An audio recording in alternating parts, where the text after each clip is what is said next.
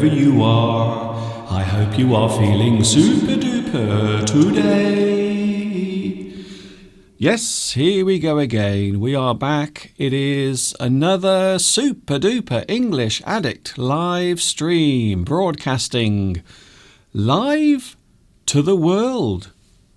Honestly, we are. Definitely. There is no doubt about it.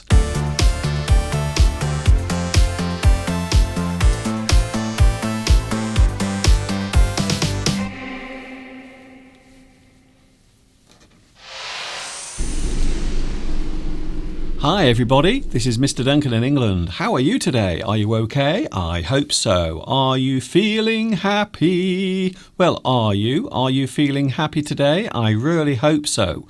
Welcome to another live English stream. Yes, it is English Addict for all those who can't get enough of the beautiful language called English. Live from the United Kingdom. Yes, welcome. We are now officially Brexit Britain. It's happened. We are now officially out of the European Union. And to be honest with you, it doesn't really feel any different. Well, I suppose it is still early days. Outside, the view outside, there it is, slightly misty, a little bit drizzly. We've had some rain, very windy. As you can see, the wind is blowing quite strongly at the moment. We have a little bit of wind, some of it outside the studio and some of it inside the studio, if you get what I mean. So there it is, a lovely view into the distance. Yes, it's a little bit misty, a little murky, but don't worry, everything is still okay. So if you are wondering what Brexit Britain looks like, well, there it is. It is still early days, so not much has changed yet because, well, this is only the second day of Brexit Britain. However, over the next few months, things will be changing. Don't worry, I'm not going to talk about Brexit all day. However, I might mention it from time to time. So much to talk about today, so many things to tell you. Oh my goodness. I don't know where to start. Here's a good place. Hi everybody. Guess what? It's still the weekend. It's Sunday.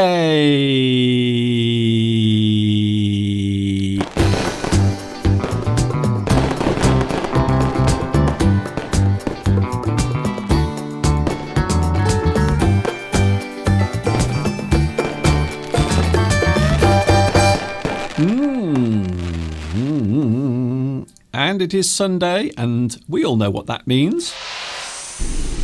That means Mr. Steve will be joining us today, I hope. What do we have on the plate today? So this is the thing that we are going to tempt Mr. Steve into the studio with. But what is it? Let's have a look, shall we? Oh, there it is. Very nice. So today we are going to try and lure Mr. Steve into the studio with a thin arrowroot biscuit. So there you can see a little slice of arrowroot biscuit. And that is what I will be using to tempt Mr. Steve into the studio today. So hopefully I will be successful, and then we can enjoy once again the thoughts and wisdom of Mr. Steve. I bet you can't wait. I really do. So Mr. Steve will be here soon. Don't worry about it. He will be here. However, I will have to try to lure Mr. Steve into the studio so that the biscuit is the bait. But will Mr. Steve take the bait? All remains to be seen as we go further into today's English Addict Live. And of course, you can catch me every week, 3 times a week. I am actually here live on YouTube, Sunday, Wednesday and Friday, 2 p.m. UK time. I feel quite excited today. I am feeling really excited. First of all, I had a cup of coffee about 20 minutes ago, so I'm feeling very active and very lively. Also, today is the day when I release, publish, allow you to view my new website. Yes, it is official. My new website is now up and running. I will reveal the address in a few moments' time, so please don't go away. I won't do it yet. I will wait for a few moments. Some of you may have seen it already. If you were watching closely during the countdown, you might have seen it there. Ooh. So the new website is up and running, and I will release the actual website address in a few moments' time, as soon as everyone else has joined us, because I know sometimes on Sunday people have lots of things to do. It can be a very hectic day of the week, Sunday, for many people. So I don't want to rush you. I will take my time. Talking of the live chat, oh, hello to the live chat. Hello to you. Thank you for joining me today. Demuse or Demuse. I hope I pronounced your name right. Hello to you. Guess what? You are first on today's live chat. Thank you for your lovely message. Hi, Duncan. Hi, everyone. Greetings from Poland. Demuse. Guess what? You are first on today's live chat.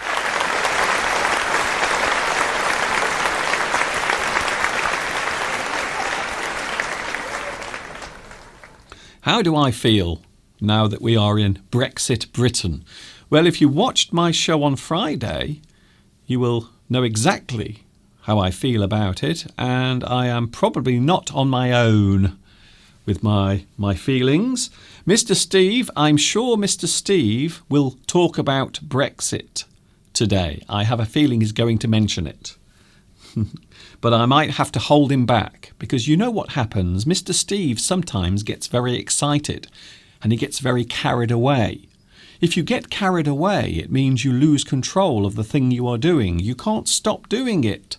So sometimes Mr. Steve will start giving his opinion and he gets carried away.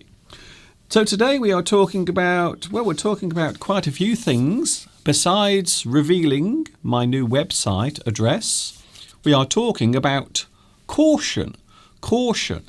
So caution is the word we are looking at today. Lots of words, phrases, ways of describing and expressing caution. How do we express caution? And what is the opposite of caution? Also another thing today, whilst we are waving our flag, here it is. So here is my Union flag. We call it the Union flag when it's not flying on a ship. However, if it is flying on a ship, we call it the Union Jack. And did you know that if you fly the Union Jack upside down, it means you are in distress? So on a ship, they will normally fly the flag upside down if they are in distress. So I suppose for the next few months, I might actually display my Union Jack this way up instead of this way up. So I might do that, yes. Is that a good idea? So the Union flag or the Union Jack is the flag that we use here in the UK. However, there are many flags around the world. And I did get a little bit worried the other day because I was talking a lot about the UK and I was worried that I might seem a little jingoistic. Now there's an interesting word. If a person is jingoistic, we are describing a person who is very patriotic. So they always talk about their country. Maybe they are always waving their flag, or maybe they have the flag displayed on their house. Jingoistic, it's a great word. So we often talk about a person who is jingoistic when they seem very, very loyal to their country, or maybe they always like to display their affection for their country. So jingoistic. And the noun that we use to describe that way of thinking is jingoism. So when we talk about jingoism, we are often talking about an overlove or maybe almost fanaticism, maybe, of your flag and your nationality. So we often use this in a negative way. If a person is talking a lot, or they seem overproud or too proud, or maybe they always have the feeling that their country is better than everyone else. Jingoism is something you will hear quite often in politics. So maybe one nation is talking about their country and they don't stop talking about it. Or maybe they say that their country is the best or better than everyone else's. They are very loyal. They are a patriot, which can be a good thing, of course. There is nothing wrong with being patriotic. However, it is possible to become a little jingoistic if you talk too much about it. So I thought it would be interesting today to talk about flags. So what do you think about flags? Do you think flags are a good thing? Are they a good thing? Do they bring us together? Do they all give us a sense of identity? Or do they tear us apart? Do they push us? Do they divide us as human beings on the planet? So when we talk about flags, we are talking about the feeling that it gives when you see a flag. How do you feel when you see your flag? Do you have a flag of your country hanging up in your house? Or maybe outside your house? It isn't unusual to see flags flying outside houses in the United States. However, here in the UK, it isn't as common. It isn't.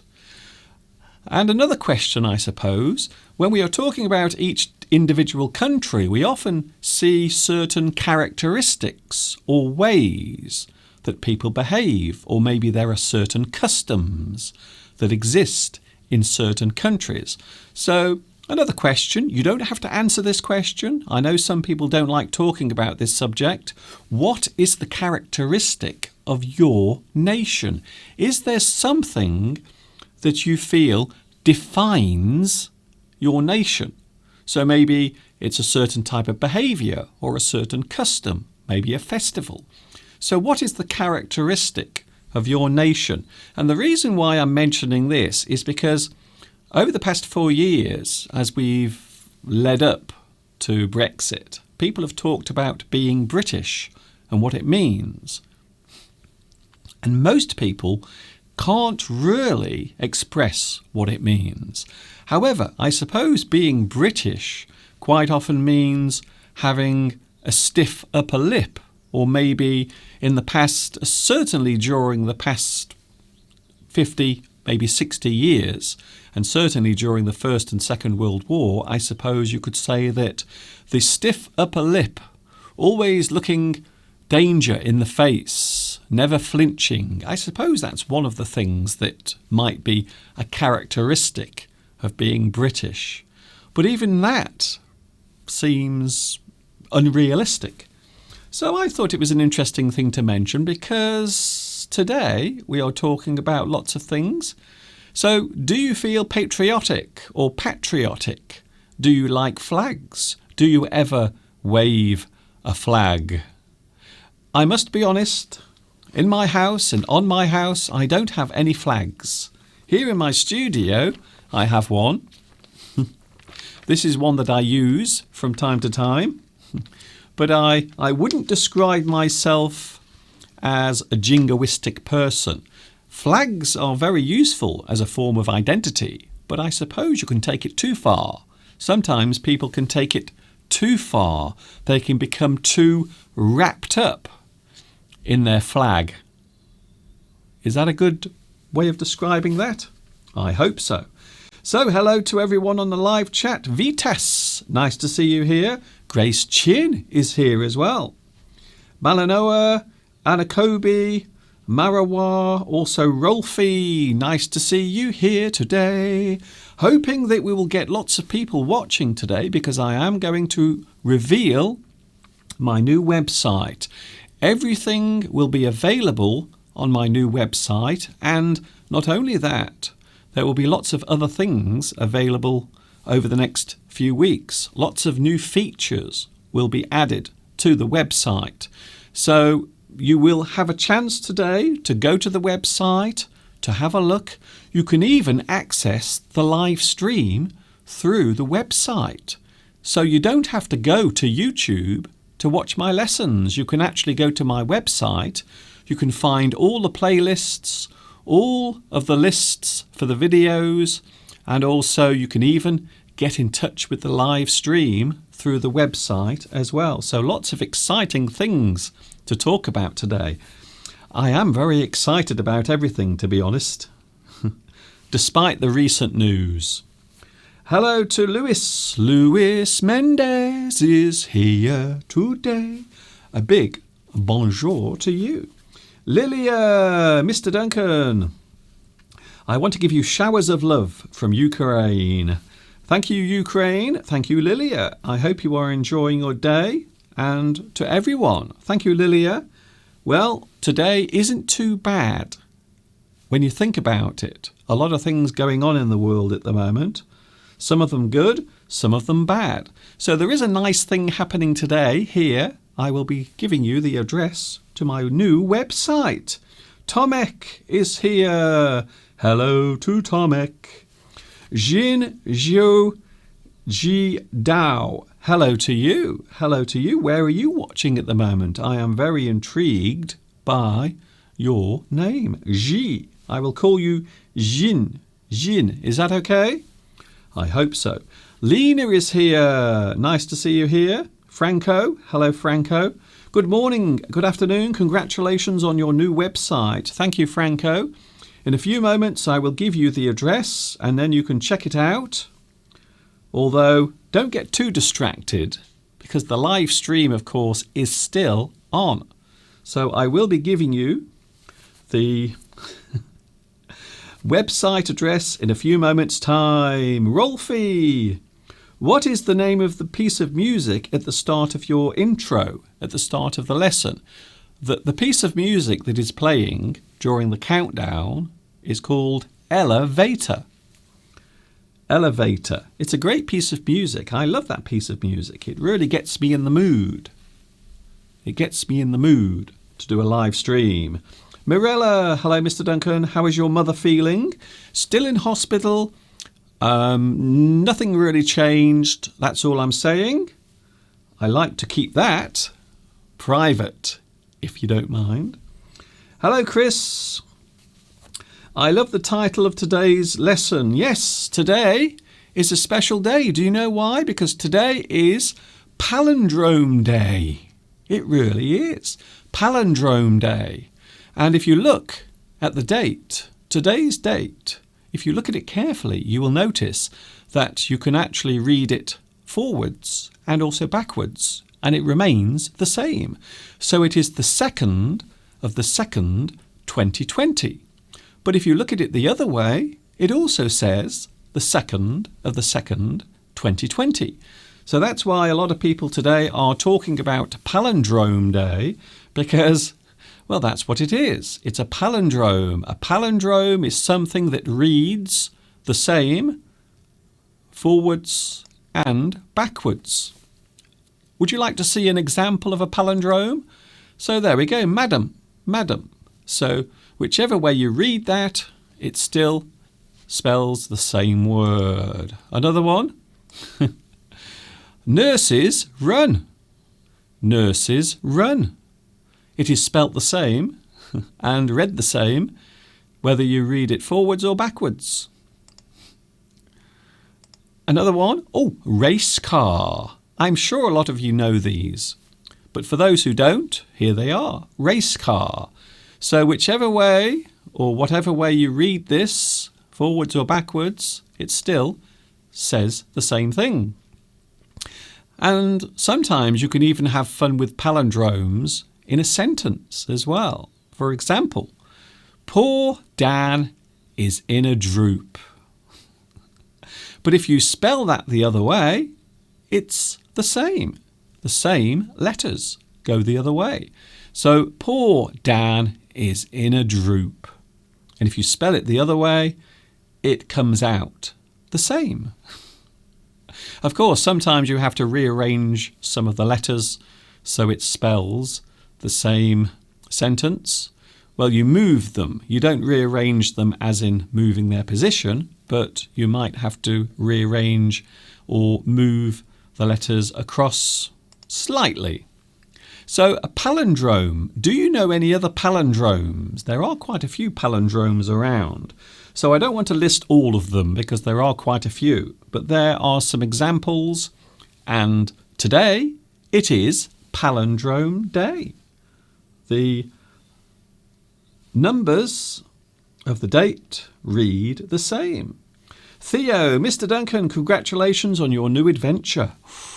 Sometimes in life you have to find adventure. Sometimes to make life more interesting or exciting, you have to try something new. That's what I say.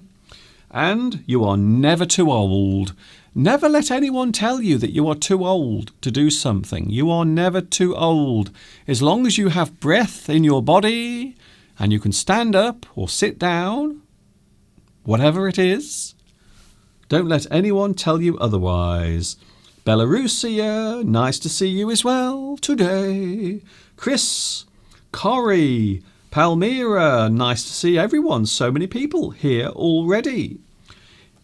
Good Sunday, everyone. Thank you, Cecilia. So here we go. Here is the new website. For those who don't know yet or haven't realised, I have been creating a new website, which means that everything will be available. You can actually find everything much easier than you can on YouTube. So my website will be where everything connected to myself and also my work can be found. It's a much easier way of doing it. So this has taken me 3 months to create. I know it's taken a long time, but I had to learn some new skills so I could do this. So here we go. Here it is. Are you ready? Here is the new website address. I suppose I should have a drum roll, but I haven't. So instead, I will just show the website address to you now. And there it is. Revealed to the world my new website. www.englishaddicts.uk. It is so simple and easy to remember. So my new website address, englishaddicts.uk. That's it. It's so easy. It's so simple. Even I can do it. So there is the new website address. For those who don't know, well, now you do. My new website address, englishaddicts.uk. That is the address. I will keep it on the screen for a few more moments. You can write it down. You can make a note of it. You can even go to it now and have a look. But please don't leave my live stream, or else you might miss out on some super duper things, including Mr. Steve, who is about to come on in a few moments' time. So Mr. Steve will be with us soon.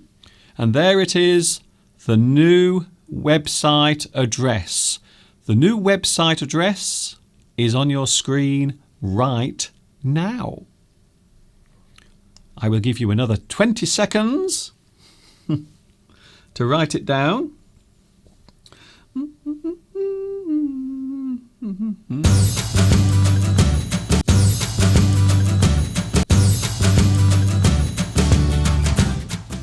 I don't know what that was.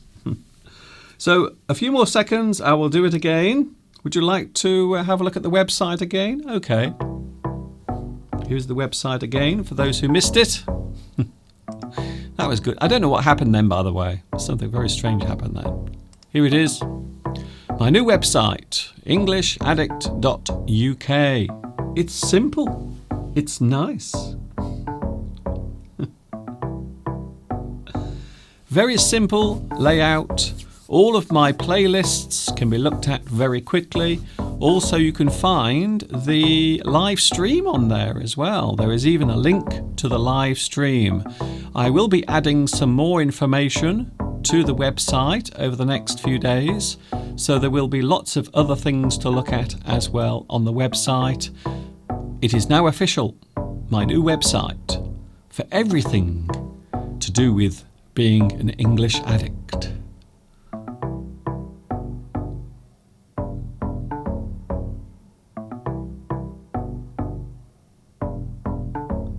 So that's it. That's you should know by now. Is that okay? Have you had enough time there?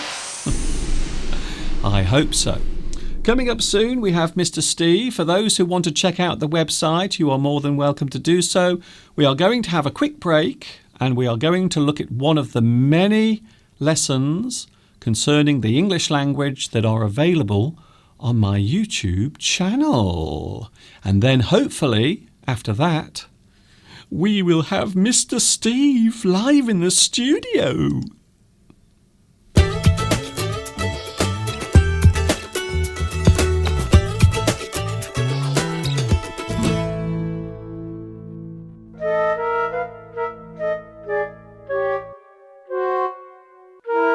Well, hello there.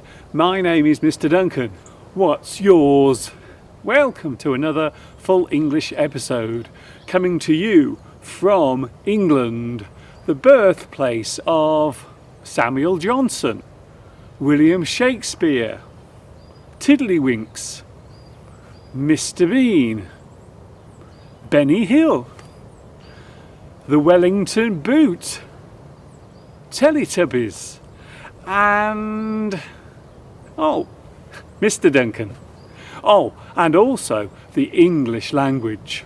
Talking of which, let's get going with today's full English lesson, starting from now. It would appear that more and more people are unable to concentrate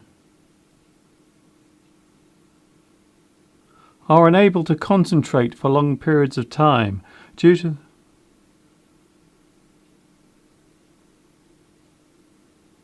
them having short attention spans.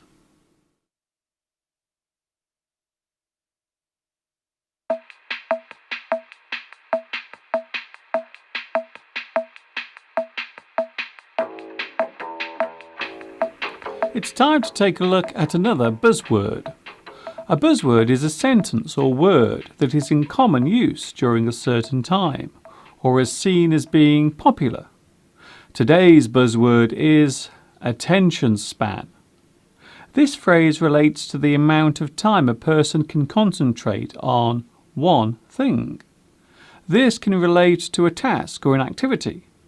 A person's attention span is measured by how long they can concentrate on doing one thing.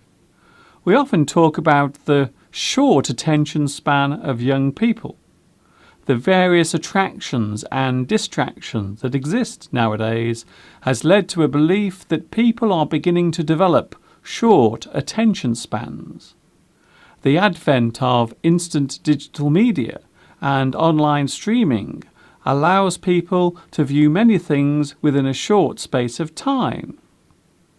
It would appear that these days people grow bored easily, as more choices means that they can swap and change what they are watching in a more convenient way.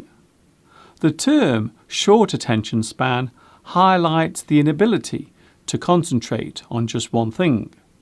It would appear that more and more people are unable to concentrate for long periods of time due to having short attention spans.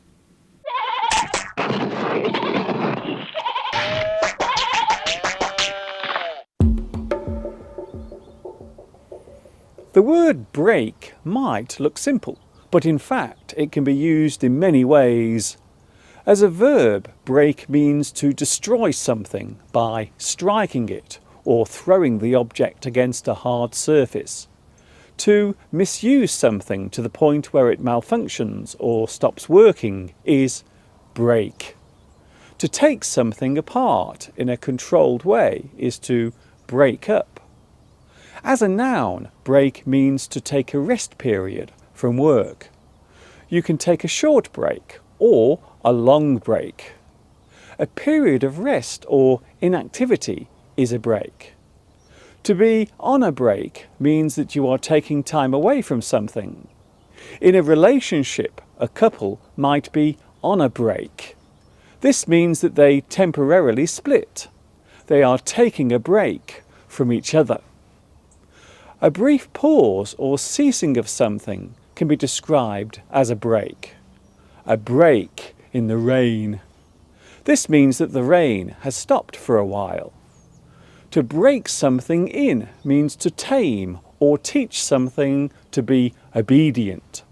For example, you can break in a horse. Then there is the other form of break-in, which names the action of a person getting into your property without your permission. To gain entry by force is to break in.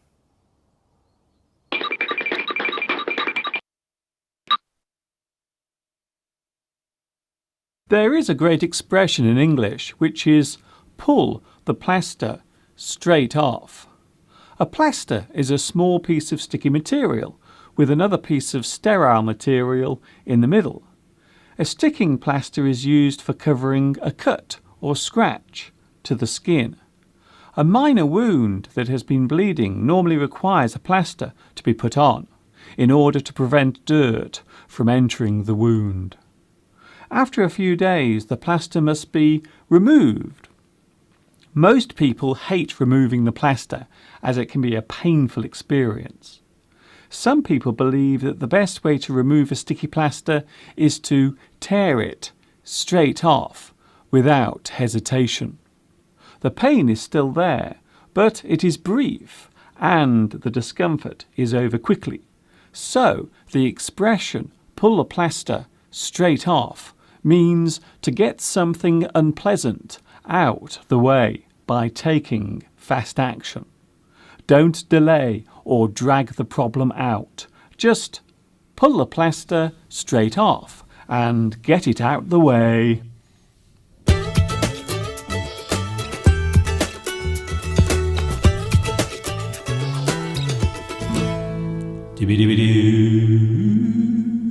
There it was, one of my full English lessons, one of the many lessons available on my YouTube channel. Yes, they are all over the place, in fact. There is one particular place on the internet you can find everything that I've done, and that is my new website. Yes, it's true. There is a new website.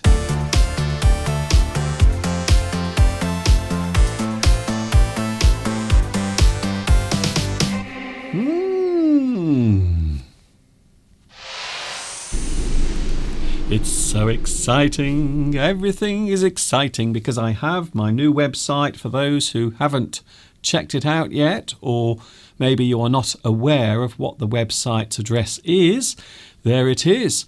My new website address.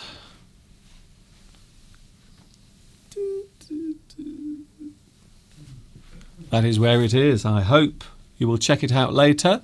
And on the website you will find lots of things, all sorts of stuff to look at, all sorts of things that you can find, all of my lessons, all of the playlists, and you can even connect to the live stream through my new website. So there is the address for those who don't know what it is yet. There it is, englishaddict.uk. It's as simple as that. A whole website devoted to the English language and also all of the lessons that I've made over the past 13 years. In fact, this year it will actually be my 14th year on YouTube. Can you believe? I can't believe it. Can you believe it? Can you believe it? I wonder if Mr. Steve believes it. Talking of Mr. Steve, it is now time to see if we can actually get Mr. Steve into the studio. It is time to lure Mr. Steve. We have to tempt him. And today we are using, what have we got today? We've got the arrowroot biscuit. So there you can see a little bit of arrowroot. It is a special biscuit, very tasty, very sweet. And that is what I'm going to try and tempt Mr. Steve into the studio with right now. So shall we have a go? Let's see if we are successful. There it is. I have the plate ready. One biscuit is waiting for Mr. Steve. All we have to do now is get Mr. Steve to come into the studio. Shh. Don't make a sound. Mr. Steve can be very shy sometimes.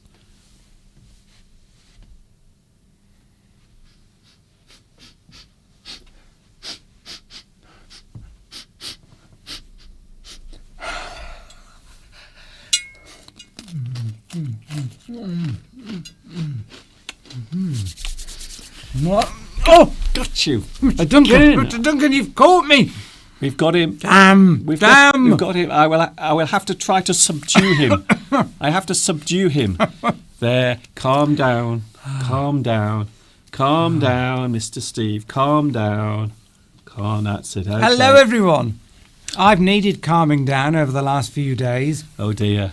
Mr. Steve has a lot of things to say. Now, we have a new thing that I'm doing today. If Mr. Steve says anything that is outrageous, I will press this button. How dare you? So that's it. So Greta will be telling Mr. Steve to shut his mouth today. So every time Steve says something that is offensive or might upset people, you will hear this sound. How dare you? There. If I do, it is unintentional. Is it? Unintentional. So there's a word for you straight away. If something is unintentional, you didn't mean it to happen. No. So if I offend you, it is unintentional. So it means I might say something that you might offend you, but I haven't said that deliberately to offend you. You seem small again. Yes, I haven't got my high heels on today. Oh, Mr. Steve isn't wearing his platform shoes.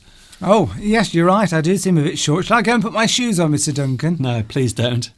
Please, that will completely ruin the flow of my lesson. Yes, he's got his high heels on and I'm just in my flat soles. Wait there. I will make it equal. Okay, wait there. There we go. So now, that's better. That's a bit better. That's a bit better. Yes, exactly. Except now we both look too low. You don't you don't look so tiny. Oh. Well, Mr. Duncan, your new website. I've looked at it. There is a new website for those who don't know. Today, I published my new website, and I will be mentioning it quite a few times. So here it is. Here is the new website address, englishaddict.uk. It is such an easy one to remember. So on the website, you will find all of my lessons, playlists.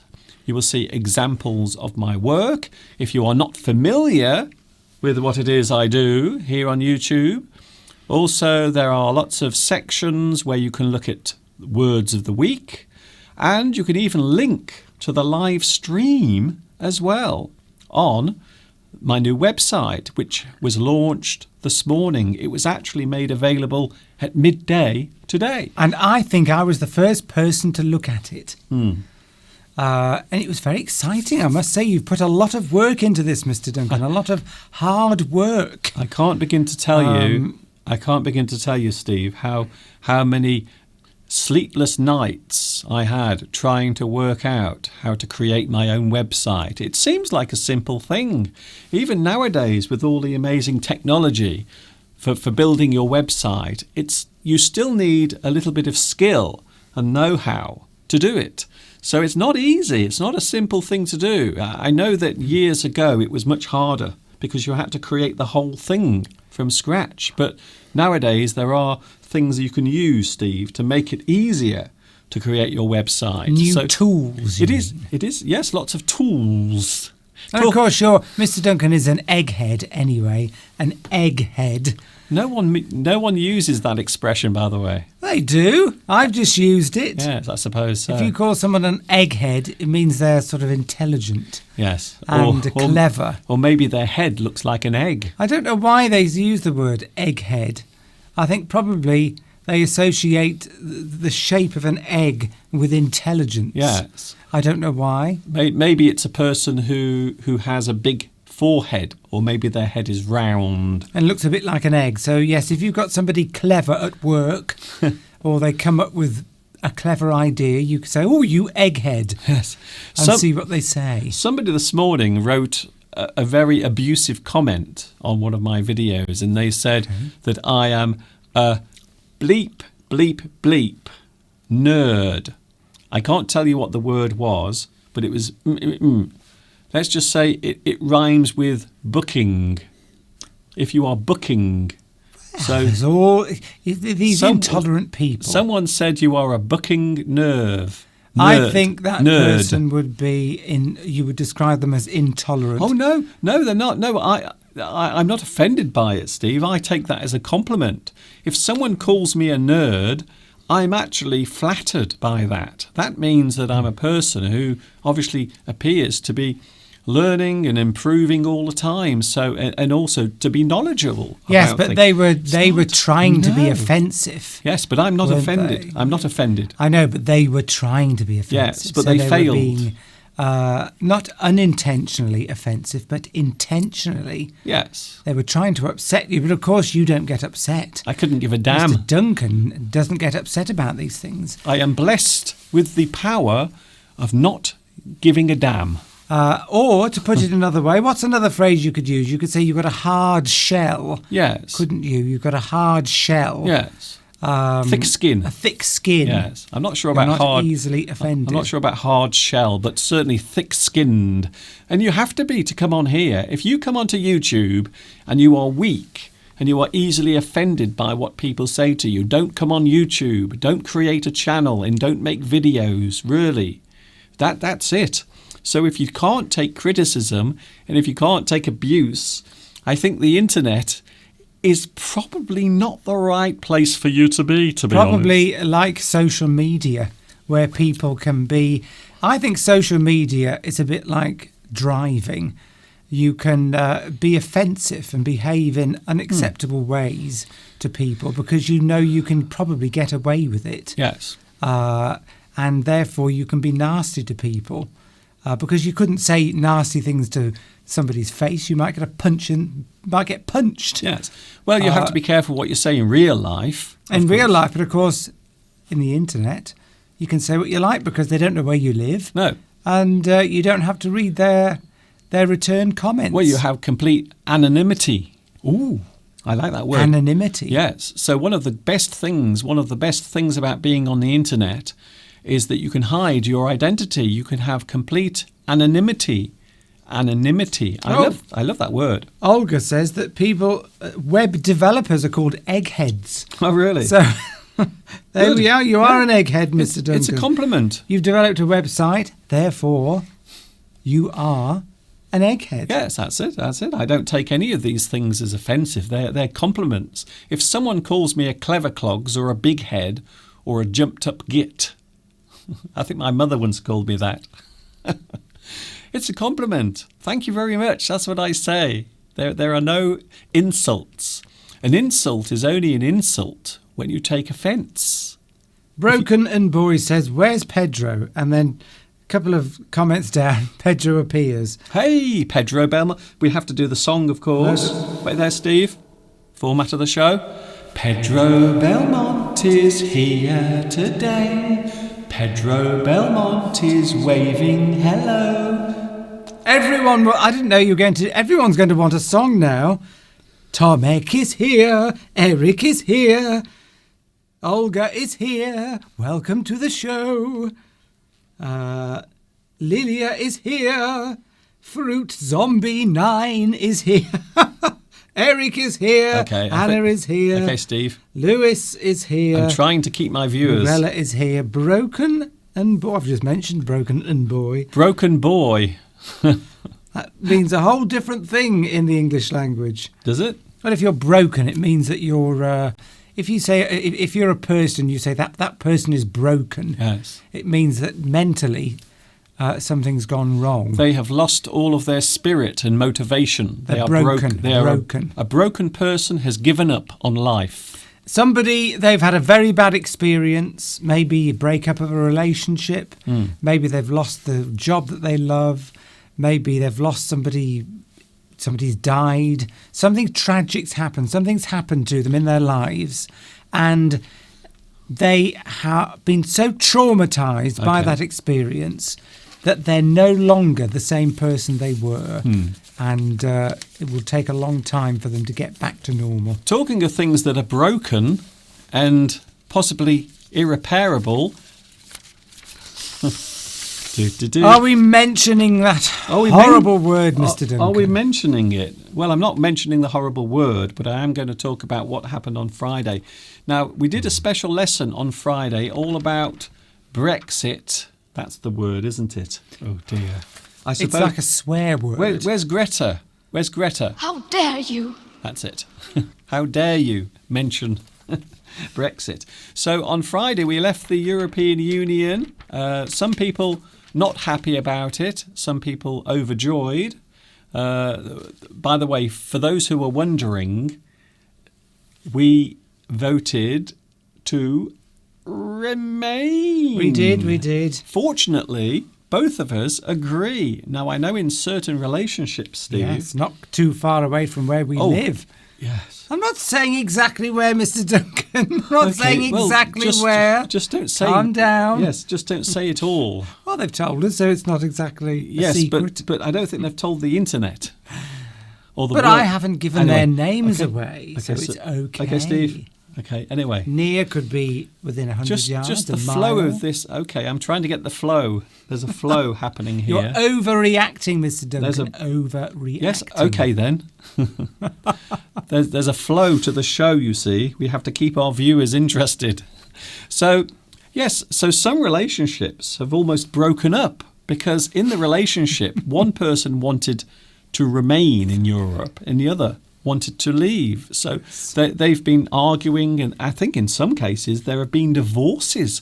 There have been divorces. Brexit divorces. People falling out with members of their own family.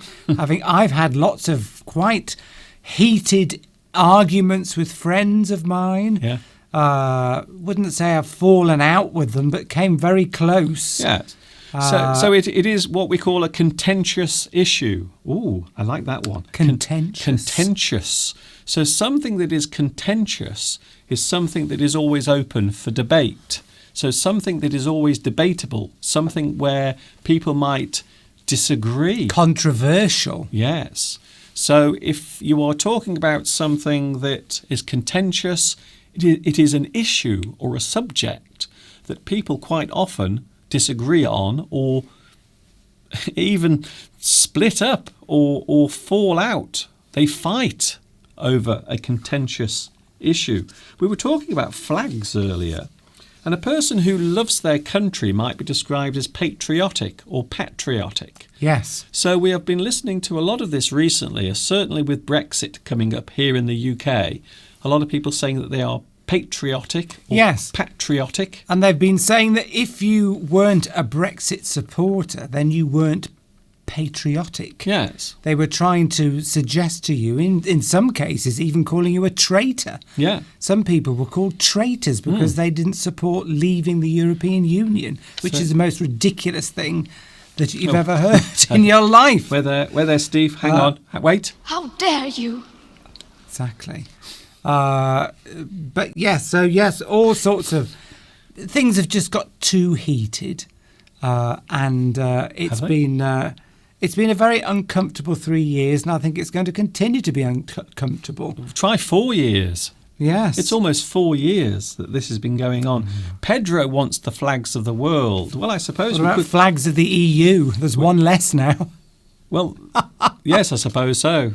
That would be interesting. But it's official. We are out. A lot of patriotic people. I suppose you could also talk about another thing, nationalism. So nationalism. Yes. You talk about people who are almost fanatical maybe about their country. They take it maybe too far. They believe that their country should belong to those who are born there, or maybe they feel a strong identity and they feel that other people cannot take that away from them. So nationalism, this is a word that history has recorded as being quite divisive.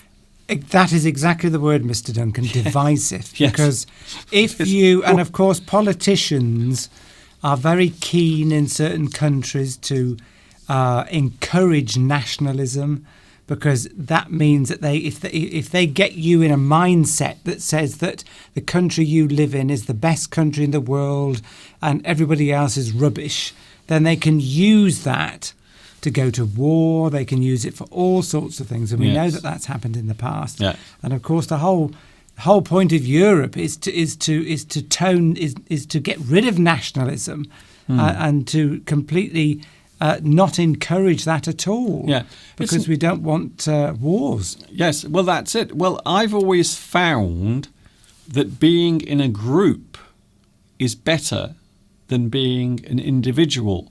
Now, generally speaking, not in all cases, but because, of course, a group of people can also be bullies. They might be a group of people who are not nice people, so they inflict their will. But being together, being a group, so I suppose many people who wanted to remain in Europe saw Europe as a community, which, of course, it is a European community. So being part of it seemed like a better idea than being on your own, floating in the ocean by yourself. But of course, this is just our opinion. Yes. The other thing that nationalism encourages is discrimination against groups of people. It tends to narrow perspective down to certain groups or types of people within that country. It tends to encourage racism and all sorts of phobias. You might often see this, you see. Jingoism is the word I mentioned earlier. Yes. And this is a word that quite often is used in a negative way to describe a person who sees their nation or their country as being the only real nation or the only real country, or maybe they are a little too extreme with their views on their own country, having dominance. However, it just really means to be loyal to your country or to have love for your country. So, yes, well, that's more patriotism, isn't it? That's it. Well, if you're a patriot, you're loyal to your country, but and you believe in the country and defending your country. You are patriotic. You're patriotic. It just means that you love the country that you live in. But when you start going to nationalism, that's taking it up to another level. Yes. If you're patriotic, you'll still be tolerant of other people who live there. But if you start taking it to nationalism and then be jingoistic, sort of having rallies and warmongering, then that's when it becomes a negative force. It's fine to be patriotic. We're all patriots of the countries we live in, because we're born there, but that doesn't mean that you're going to go to war with somebody. Yes. From my point of view, nationalism tends to create divisions, and that's sometimes a thing that can lead to, well, all sorts of problems. I don't think we need to actually tell you. Yes, Nesta 7124 has put it exactly right. I don't like nationalism, which is not the same as being proud of your country. Yes, being proud of your country is just being patriotic, being proud of your country. Nationalism is a completely different thing. That's when you start to want to get into wars with other countries. And of course, we know how that ended in the 1940s. Well, not even getting into wars, even treating people that are in your own country. Yes. So the people that are actually exist within your own country. Let us not forget recent history. And I'm not talking about the Second World War. I'm talking about recent times over the past 10 or 15 years. So not the Second World War. I'm not referring to that. I'm referring to recent times in many parts of the world where nationalism has been taken just a little too far. Be proud of your country, but don't forget we are all sharing this planet together. broken boy. I'm just going to say broken boy, who did earlier say that they were broken. In fact, Okay. So that they're very interested in our opinions. Of course, they are our opinions. Yes. If you were to have somebody here who believed in Brexit, they would say things like, "We wanted to leave the EU. Let's be balanced here." I am being balanced. No, I'm just saying let's be balanced. Yes. I'm not accusing you of not being balanced. So they might say what? So if I was a person who believed in Brexit and wanted to leave the EU, I might say things like, yes, but we hadn't got control over our sovereignty as a country. Okay. The EU have made a lot of rules which we don't agree with. We have less freedoms than we did before to make Okay. our laws. You mean like workers' rights? Things like that. Things like fishery policies. Yes, but workers' rights are the things. I know, I'm not arguing about it. I'm just saying that's what a person on yes. the other side Yeah. might say. That's it. They might say that we want Things to that make our own Yeah, rules. things instead that of aren't having- true. Yes, but of course, a lot of the rules that we have in Europe are going to end up being pretty much the same rules as we got here anyway. Well, yes. Well, because we share a lot of common values. So Yes. that, you know, but we. I'm just putting across No. what somebody who believes in Brexit might say. Yes, I know that. We're not But the thing is, debating it. that's all rubbish because we still create our own laws in this country. We always have. I mean, there's no lack of sovereignty. That we still have the final say on most of our laws, and it's always been the way. Really, that's what's happened in this country. However, the European Union has been responsible for allowing more workers' rights. Believe it or not. So we actually have more rights and more privilege as far as having a good job and a decent wage and things that we take for granted. Also, you can go abroad to Europe with your mobile phone and you don't get paid or you don't get charged extra for it. However, now that we've left Europe, there is a good chance that anyone that goes abroad will have to pay an extra charge to use their mobile phones in Europe. So this is all going to be very interesting. What an interesting year. It'll be very interesting to see how things develop. It'll be interesting to look back in 5-10 years' time to see if life is any different here Pedro is going. than it is at present. I don't think for the majority of people things will change that much, but I do fear for people who, because I mean we're reaching the back end, the latter end of our working lives. Are old. So it's probably not going to affect, certainly me, because I'm 4 years older than you.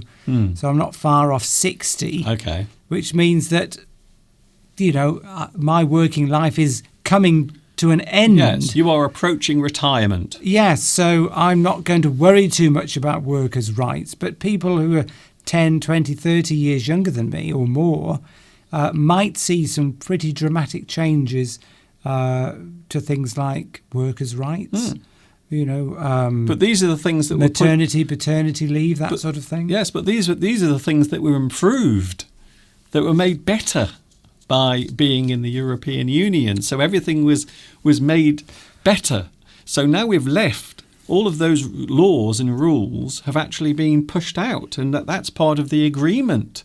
So the new Brexit situation is that all of those workers' rights have actually been taken out. So Not yet, but they might be. yes, well, the plan that's been put forward is to actually just forget about that.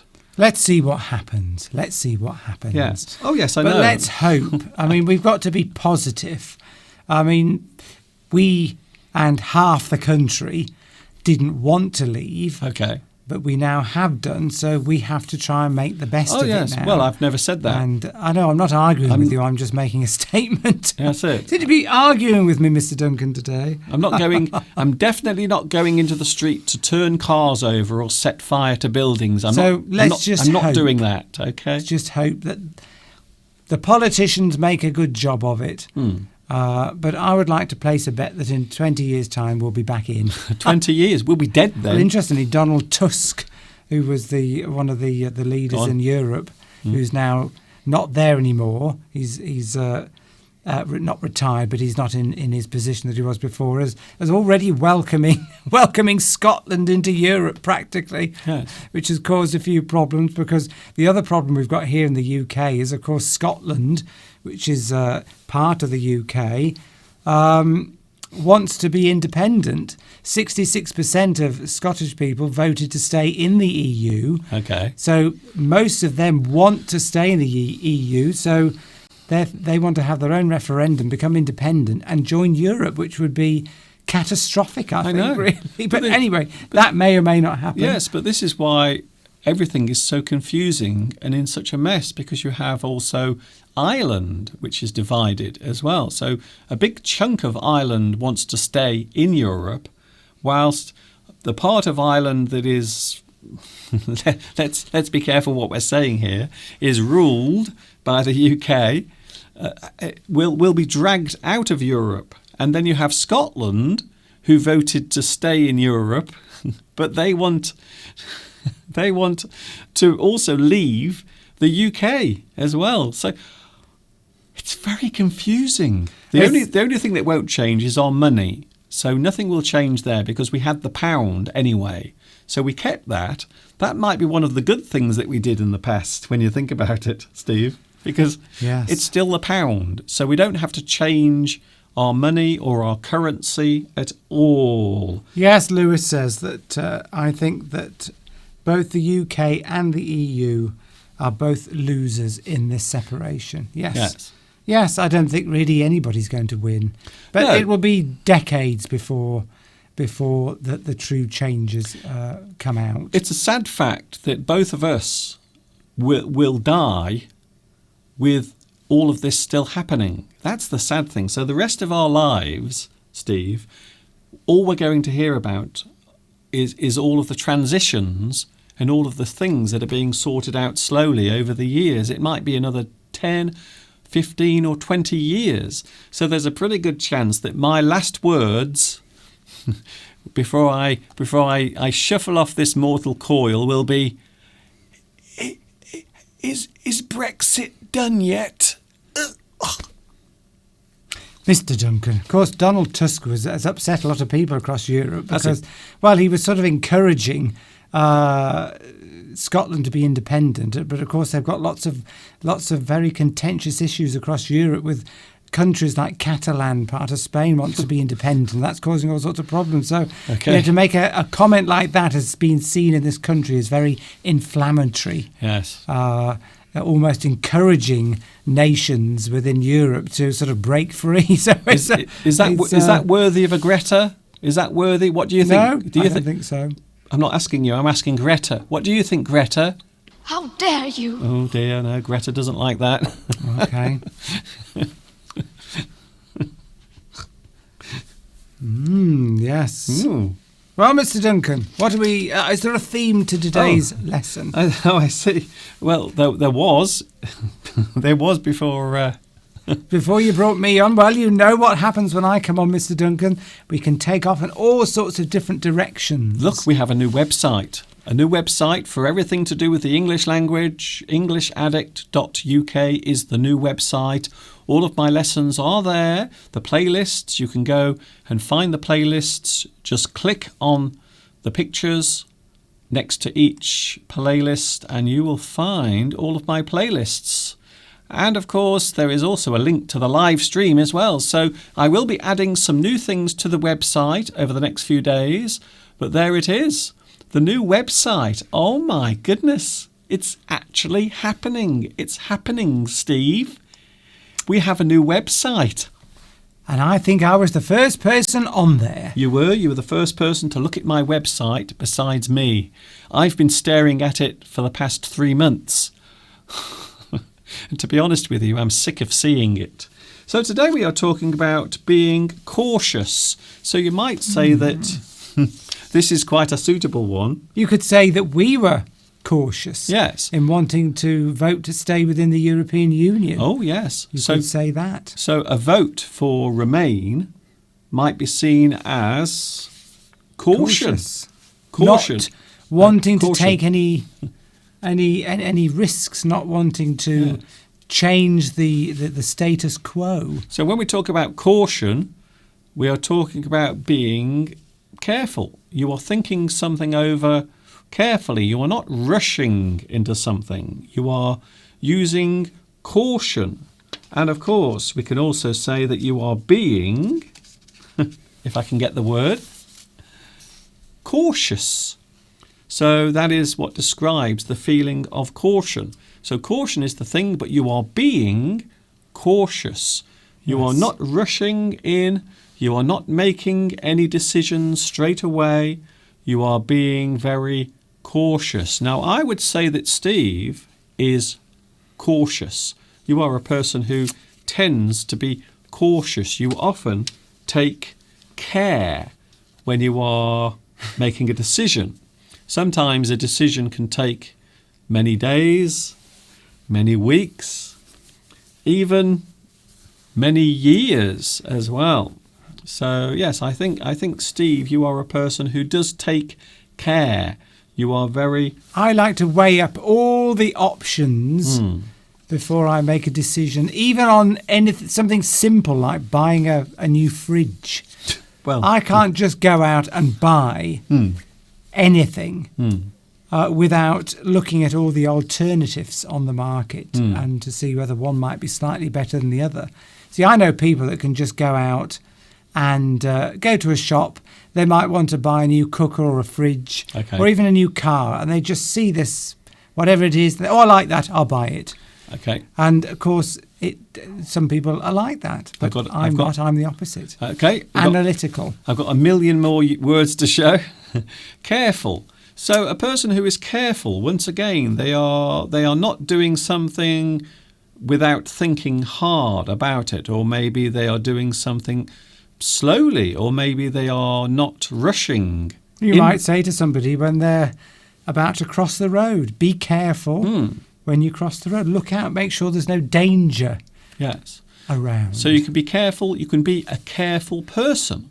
A careful driver. Yes. So you do something steadily, you do something without rushing, you do something with care. You look out for the hazards. You are careful. I like that one. You might also show some consideration. So before you do something, quite often you will think about the thing you are going to do. Is that right? Yes. A considered decision is something where you take your time to look at all the different options and then make a considered decision or a considered opinion. That's it. Of course, if you consider other people, you might be a considerate person. Yes. So that you are always looking out for other people's well-being or other people's feelings. Yes. You are a considerate person, so you don't do horrible things to people. So generally, this word means just to think carefully. So you can be cautious and have consideration. So you don't rush into the thing that you are about to do. You give it some time. You think about it. You give it some consideration. Some thought. We might ask a person if they are sure about something. So to be sure is to be certain. So maybe you are sure, maybe you are the opposite and you are not sure. You don't know. Are you sure, Mr. Duncan, that launching your new website has been a good idea? I think launching my new website has been a fantastic idea. So you're absolutely sure, are you? I am sure. I Good. am certain. 100%. I am very sure that this is the right thing to do. Although, as you said earlier about Brexit, time will tell. Yes. Time will tell. Of course, there are some opposites to being cautious. You might You're pushing me off, Mr. Duncan. You might be hesitant. Hesitant. Ooh.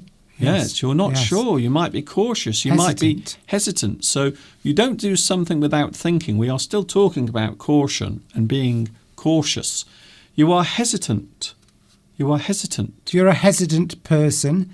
It means you don't make quick decisions. Sometimes that's quite often seen as a negative trait in somebody. If you say somebody's hesitant, it means that it's often associated with indecision and inability to make a decision. Yes. And I'm often afflicted with that. I'm often very hesitant because my brain is trying to consider so many options that it can't make a proper decision. So it becomes indecisive or hesitant. Yes. And of course, Can be seen as negative. as the verb, you hesitate. So Yes. a person is hesitant, they hesitate. Yes. So those words look almost identical, but they're not. So the first one is hesitant, that is describing the action or how you appear. You appear hesitant. And Indecisive. and hesitate is describing the actual feeling or the action. You hesitate. You stop. You stop. You think, should I do that? Yes, that's a more positive word, I would say. Oh, I like this one. Tentative. Tentative. You do something tentative or you do something tentatively. He approached the edge of the cliff in a hesitative way. Yes, tentative. Tentative, yes. Yes, he tentatively walked towards the edge of the cliff. Yes. So cautiously. To do something with care and Yes. attention. You are making sure that every step is the right step. You are being tentative. You do Yes. something tentatively. You don't do something rashly. I like that one. That's a good one. Here's another one. Restrained. Something that you, now and again, are not. So I sometimes... thought you were going to say, I am always restrained. Yes, well, most of the time... Not on the live stream. Most of the time you are restrained. But for some reason, when Steve comes on here, he likes to talk about things. He likes to get very expressive. You're restrained, you hold back your opinions. You might not necessarily say what you're thinking. You're restrained. You keep things to yourself more. Yes. That's restrained in the sense of when you're talking and conversing with people and giving your Yes. opinions. You don't necessarily tell people everything that you're thinking. But you can be restrained physically as Held well. back. You can be Physically. held back physically. To restrain somebody means to hold them back physically. So somebody might want to start a fight and then somebody grabs hold of you. You might want to start a fight with somebody, then somebody restrains you. Yes. And of course, the law, policemen can restrain you in handcuffs, or they can hold you down. Yes. But So restrained the other way is you're not giving your opinions. You're holding back. That's it. You're thinking carefully before you say things, or else, Yes. or else Greta might say, How dare you? That's not wearing thin at all, Mr. Duncan. restrained. You are holding back your real feelings and thoughts. I like this one. This is a phrase. Tread carefully. Tread carefully. Be Yes. careful what you say and do. Sometimes you must not rush into a situation or say something without thinking. Sometimes you must tread carefully. Somebody might say to you when you're going to meet somebody, they might say, careful what you say with that person, tread very carefully, because what they're implying is that you might upset them very easily, or that they might be easily upset. That's how we tend to use that phrase now with reference to people, rather than, it doesn't mean literally tread carefully because you might fall through a hole, but it could mean that.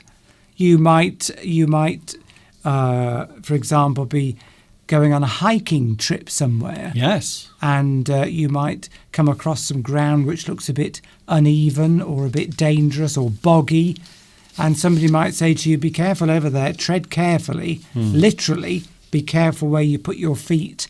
But of course, in another way, it means tread carefully in terms of, because something might happen to you. If If you don't tread carefully, you might injure yourself. And in the same way that you might say something to somebody that might upset them, if you don't tread carefully in the way that you communicate with certain people, you might upset them and that cause a problem. Yes. So it can be used literally or in regards to relations with people. Or figuratively. Figuratively is the word I was looking for. Show restraint again. So you are holding back. You are not rushing into something. So maybe you see, I don't know, you go past a shop window and you see the latest 8K television in the window, £7,000, and you think, oh, I really want that television. Ooh, 8K. Imagine that. I can watch the X Factor in 8K. Oh, it's very tempting, but you might have to show restraint. Because you might not be able to afford it, or it might be a rash decision to make. So something you rush into is the opposite. So instead you show restraint. You don't rush into the shop and buy the new television. You go home and you think about it. You don't rush in. Fruit Zombie has used the expression, throw caution to the wind. Oh, I like that one. And if you throw caution to the wind, it means you just don't worry about any dangers or problems that might occur.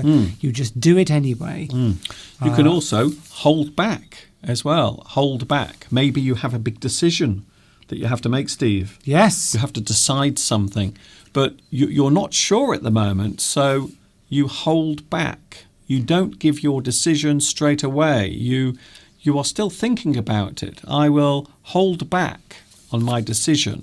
You stop yourself from doing it. A delay until you make a decision on something. Here's another one. A good piece of advice here, Steve. Take it slowly. Take it slowly. Take it slowly. Don't rush. Maybe a big decision you have to make in your life. Should I marry that beautiful girl, even though sometimes she throws the furniture at me? So I'm going to take it slowly. I'm not going to rush into marrying that girl because she might one day push me out of a window or something like that. Of course, in matters of love, take it slowly. Then quite often the part of your brain that is telling you what to do, or the part of your brain which is maybe giving you advice on what is good for you, is often switched off, and you might be overtaken by the emotion. And take it slowly. You can use that in a relationship.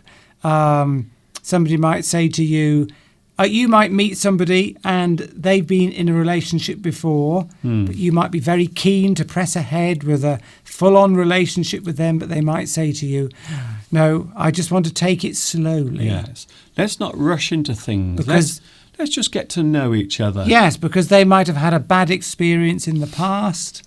Or you might say to somebody, might be very enthusiastic to have a relationship with you. And then you say, no, I just want to take it slowly, one step at a time. We're not going to move in together yet. No. We're not going to buy rings. We're not getting naked. We're not going to get engaged. Let's take it slowly. We're not taking our clothes off together just yet. We are going to take it slowly. Yes. Does Mr. Steve have an 8K television? No, we still have old-fashioned 2K. Very boring. Just plain, boring, high definition. Why does Saturino think that I might have an 8K TV? Does Saturino see me as a sort of progressive person who likes all modern technology? Look, if Steve had his way, we would still have one of those big fat televisions with the big back, with the big box at the back. Cathode ray tube. Yes, Steve would still be watching the big old television that was a big box that you couldn't lift up. I don't like to change anything in the house, any bit of technology or any piece of equipment. I don't like, or even clothes, until they wear out. When they wear out, I will change them. I don't like that materialistic way of getting rid of something before it's reached the end of its useful life. So I won't even throw plants out. I don't like, you know what I'm like, Mr. Duncan. I would keep, the last car I had for eight years. That's it. Even his underwear. His underwear is literally just atoms, but he still tries to put them on. Tomek. Oh, Tomek. I can see what you're doing, Tomek. Now, this is Tomek's opinion. I have a feeling that Greta might have something to say about this. Tomek says, I'm not going to hold myself back. Brexit proves that the British people are dumb, like Americans, with their election of Donald Trump. How dare you? Well, certainly maybe half of Britons, not all of us. You may make that accusation, Tomek, towards half of the people who voted to leave. But of course, the problem is that that's what all the Remainers have been saying for the last 3 years and said before the election, and that made people who wanted to leave so angry. They were more likely to go out and vote to leave just because people like us were telling them they were stupid. Well, sometimes you've got to be people like us. Well, Remainers. We weren't saying that to people. I wasn't calling anyone stupid. You've got to respect people's opinion. Ill-advised. That's a good one. They were ill-advised, or maybe they listened to the wrong people. Maybe they were right and we are wrong. But Tomek is lucky. You know why Tomek is lucky? Because he's watching us. He has anonymity, so he can say that, and no one will come round and push a custard pie into his face. However, if we said that, someone would come round, they would climb into our house, and they would chase us around with a big pointy stick. Yes, Lewis, I would say I was quite conservative, but not conservative in a political way. If you say somebody's conservative, it means that they're fairly restrained. But when I am in normal life, I'm fairly restrained, which is why I like to be part of amateur dramatics clubs, and things like that, because then I can do what I like and say what I like and be a part, and that gives me this outlet. But in normal society, I'm fairly restrained, conservative in the way I think and do things, but not conservative as in politically. Yes, this is the problem, isn't it now? Because you can say a word, and this is strange, actually. This is very interesting. I'm not going to get too deep into this, but it is possible nowadays to be very easily misunderstood, even if you are saying something innocently. So this is one of the things about being in the public eye or in the public domain. So really, I can't begin to tell you how much of a risk this is, us doing this. Trust me. In this climate of people not wanting to hear other people express their opinions, or even if it's just an innocent opinion. So sometimes you have to take things one step at a time. We are talking about being cautious. So if you take things one step at a time, it's a little bit like the last one, isn't it, Steve? It is. So do it carefully. Think carefully. Don't rush something. You do something just one step at a time. If you're uncertain about making a decision over something, and there might be... if you're uncertain, instead of taking the full leap all the way across, then you might say, well, how can I break that down into little steps? Yes. Okay, let's take a little step, see what the result is. Yep, that's okay. Let's take another step. Yes, everything's still all right. And oh, no, don't like that. Let's come back a step. Yeah, so if there are several stages towards a particular goal or ambition, then instead of leaping all the way to that goal, take it in little stages. Take one step at a time. One step at a time. You could say a relationship. Let's take this relationship one step at a time. And so you might go out for a meal. So the ultimate aim in a relationship with somebody is to maybe get married. But if you take it one step at a time, the first step might be, well, let's go out for a few meals and see how we get on. And then you might say, okay, I'll invite this person to a party or to meet my parents or my friends and see how they all get on. That's another step. Then the next step could be, well, let's go on holiday together and see how we get on there. Yes. And then everything goes well. And then eventually you might say, well, let's get married. Yeah, and that's a good one that leads in to our final cautious word. Don't rush in. Don't rush in. Don't rush into it. We're not saying don't rush in. That's just an example Yes. of a cautious phrase. So if you don't rush in or if you don't rush into something, it means, again, you are cautious. You take your time. Yes. Maybe you meet a beautiful girl or a handsome man and you think, oh, isn't he lovely? Oh, isn't she sexy? But you might think, okay, I will take my time. I'm not going to rush into this relationship because maybe your previous relationship was a complete disaster. Maybe the girl that you were dating before turned out to be a complete psychopath and she chased you around the house. Or the man. Or the man. Yes, of course, let's be equal. Men and women can both be crazy, completely psychotic. So yes, I'm not being sexist there. So don't rush in. Don't rush into anything. Don't rush. It could be anything. You might want to build an extension to your house. Yes. Or take up a new role at work. Maybe you don't want to rush into it. You want to take it in stages. There's a very good expression. Yes. Fools rush in where angels fear to tread. Oh, I like that one. Yes. There's a song as well. Yes. Fools rush in where angels fear to tread. Are you going to sing it? Fools rush in where angels fear to tread. And so I can't remember the rest of it, Mr. Duncan. But there is a song.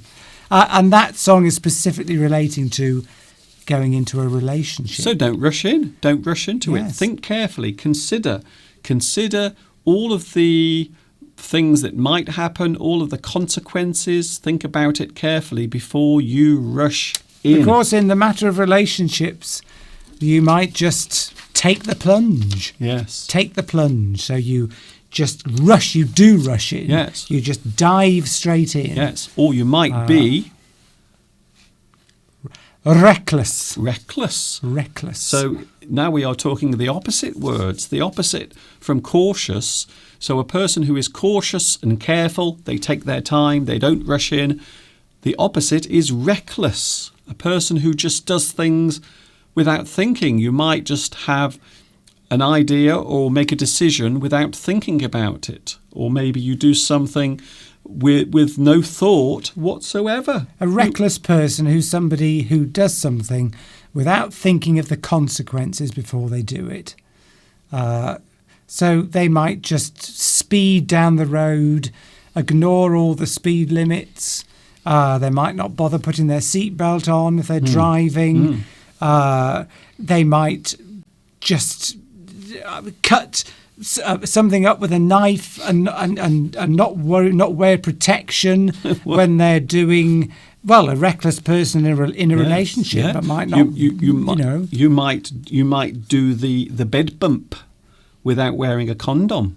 That would be a reckless person. But you could say that. Did I just say the bed bump? I don't know what you said there, Mr. Bed Duncan. bump. But if you do something that's without thought of the consequences, which we all know people that do that, then you would describe that person as reckless. Very interesting moment of time there, the bed bump. All sorts of examples of being reckless. Can you think of any more, Mr. Duncan? Maybe a person who has a lot of drinks in the pub and then they get into their car.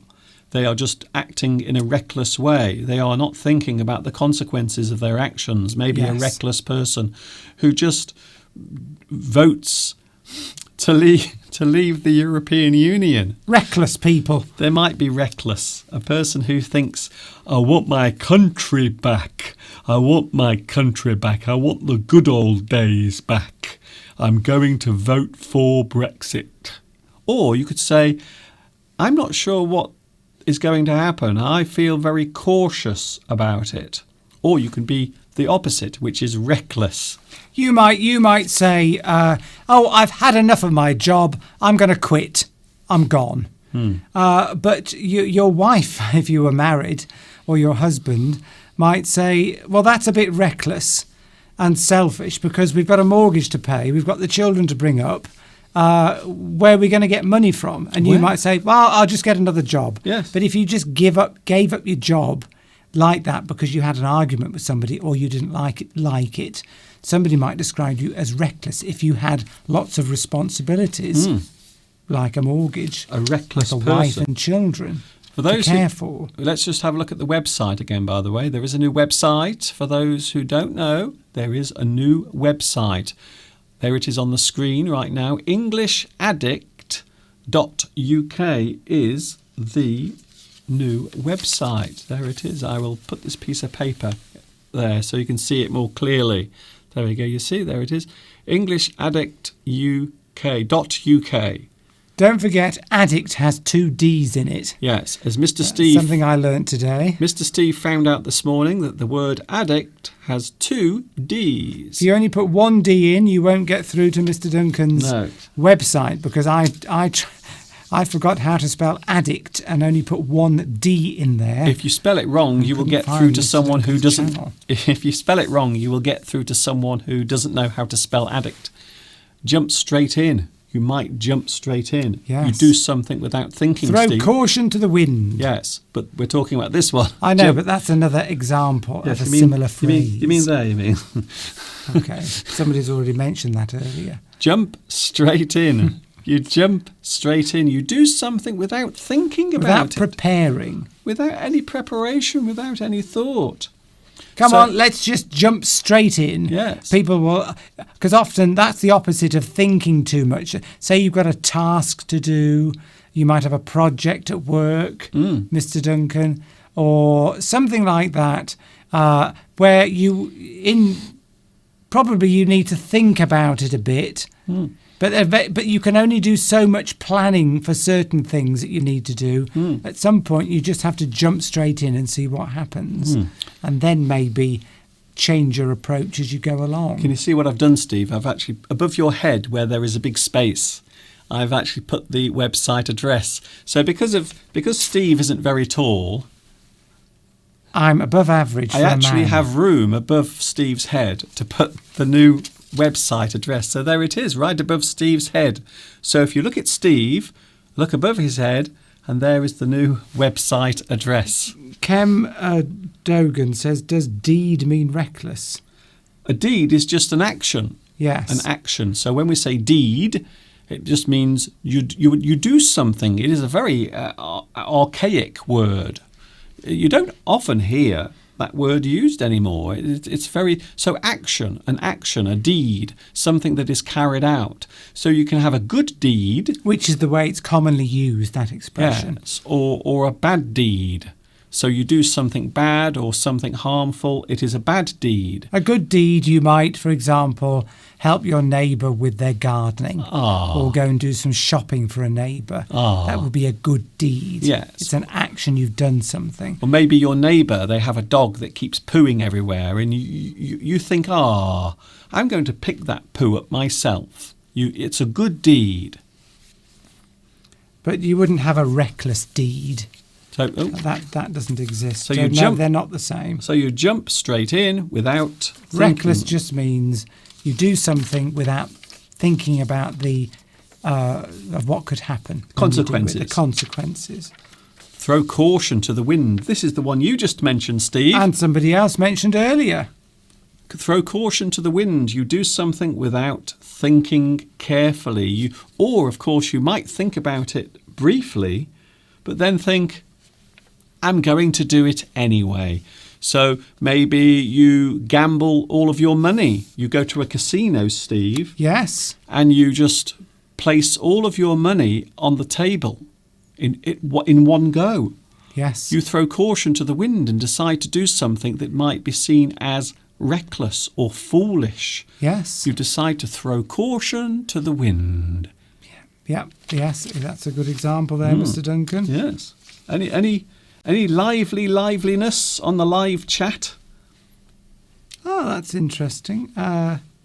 Artsby30 says Mr. Steve is more Saxon than Mr. Duncan. Now, what do you mean by that? nose. It's the nose. Yes. the nose. It's your nose, Steve. Anglo-Saxon. If you turn around to me, turn around, put your head down. There you go. Come forward slightly. Just trying to block you on the camera. There we go. Oh, look at that. Yes, I think so. So there's mine. Ooh. What do you think? So I have a small nose. A button nose, as I call it. My nose is very perked. It's like a little button, Mr. This- Duncan's nose. Yes. Beep, beep, beep, beep, beep. So It's that, like a button. that is my nose, and Steve's is very big, pronounced, almost Roman. Yeah, Roman, yes, or Anglo-Saxon. Yes, exactly. People do. People do say I've got a.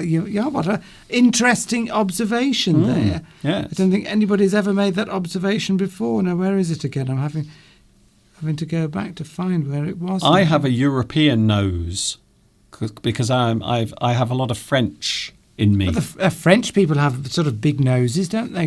French people often have quite big sort of hooked noses. Oh, for goodness sake. Well, yes, I've never seen a French person with a big nose. I think they do. I think generally French people are renowned for having, not being racist or anything, just making an observation here. Maybe I'm being a bit reckless in what I'm saying, Maybe. but yes. There is a good chance. Arnaud de Bergerac, wasn't he a famous French person with a big nose? Demuse says, "Oh, you are very close to achieving 800,000 subscribers." Yes, we are on our way to reaching 800,000 subscribers on YouTube. And before I get to 1 million, of course, I've worked out, Steve, that I will be 63 by the time we get to 1 million subscribers. Well, let's see if we can bring that forward Yes. by appealing Please, to anybody who hasn't subscribed to Mr. Duncan. don't forget, like and subscribe. Yes, there it is. Please subscribe. Please like and please subscribe. You might not realise it, but when you like a video, it actually encourages YouTube to tell other people. Did you know that? I didn't. Maybe you don't. Maybe you didn't realise. So when you do that, you see, when you do that on YouTube, you are actually helping my videos to be seen by other people. So like and subscribe. And I suppose also I should mention my website again. So there is now a website that you can go to, which is pretty good. Corey V has used another expression, less haste, more speed. So that means don't be quite so cautious, move forward a bit faster. That is an expression you sometimes see. Somebody might say to you at work, who thinks that you're not progressing fast enough in whatever field of work that you're doing, and they might say to you, less haste, more speed. In other words, don't be so cautious, just crack on with it and do the job a bit faster. Sometimes you can be over analytical in tasks, and that will hold you back from making progress. And you have to strike a balance quite often, don't you, Mr. Duncan, between having a measured, cautious approach, but also making some progress towards your goal at the same time. You have to strike a balance somewhere. Yeah, here's another one. So maybe you decide to do something, maybe you have thought about it, Steve, and then you think, I'm going to do it anyway. Yes. You say, what the hell? What the hell? Let's do it. So a friend might say, shall we go on holiday to Antarctica for a week? Would you like to come to Antarctica? Antarctica. Antarctica. It's not easy to say, by the way. So would you like to come to Antarctica with my son? Antarctica. Good job I'm here. And also, I think Greta will be coming as well. How dare you? Oh, sorry. No, That's wearing a bit thin, Mr. Duncan. I don't think Greta wants to come with us. So you might say, oh, I don't really think it's a good idea. I don't think it's a good idea, but what the hell? Yes. Let's do it. Oh, I'm not sure. Shall we? Yeah, exactly. Do it. Let's go on holiday. When you use that expression, it's often you've given up being analytical about something and weighing up all the pros and cons. Yes. You've just said, "Oh, let's just do it." Shall Let's just we? do it. What the hell? Yes. You know, you're not worried about what might happen. Let's What do the it. hell? Let's go out tonight, and we're going to go to every pub in Yes. Much Wenlock. And I might say, "Oh no, I'm not sure we want to do that, Mr. Duncan." But you might say, "Oh, come on, we'll have a nice time." Yeah, come on. And then you might think, "Well, I haven't been out for a long time. What the hell? Let's go and do it." Let's do it. Let's be reckless, even if it's just for one night. Corey V says, I am French and I have a little nose, Mr. Yes, Steve. there we go. Well, Just because Cyrano de Bergerac had a big nose, but don't forget he was unusual by having a big nose. So it wasn't because everyone in France had big noses. we can't read It was because Cyrano de Bergerac had a big nose, but no one else did. You know what they say about men with big noses, don't you, Mr. Duncan? Big handkerchiefs. Very quick. Was that very quick. Was that a genuine laugh? Everything that, yes. Well, are you, Corey, are you male or female? Oh, okay. Are you a man or a woman? I'm why? guessing you're a woman. But Or, of course, don't forget one of the many other genders that exist as well. Oh, yes, there's So not just two now. You know, you are in trouble now. I'm in That's trouble, it. you see, I yes. think that I've deserves... offended somebody. You know what that deserves? That deserves a... How dare you? Yes, how dare you? Yes, you've got to be very careful now. I don't know if other countries are the same, but you can't just say there are two genders anymore. You can't just say male and female. There are about... I think that the last count, somebody said... I saw somebody on television saying that there were 12 different genders now. I think it's about... Isn't it about 40? There's about 40. Sure, it's that many, is it, Mr. Yes, Duncan? I But think anyway, that's a whole new subject that That's it. we don't want to get into, mainly because I don't know very much about So it. if we, at some point today, if we misgender you, I'm very sorry about that. But to be honest with you, I'm really confused by it, to be honest. And yes, I know. Yes, Rolfie says, makes a very good point. Rolfie, sometimes we have to take a risk. And you're absolutely right.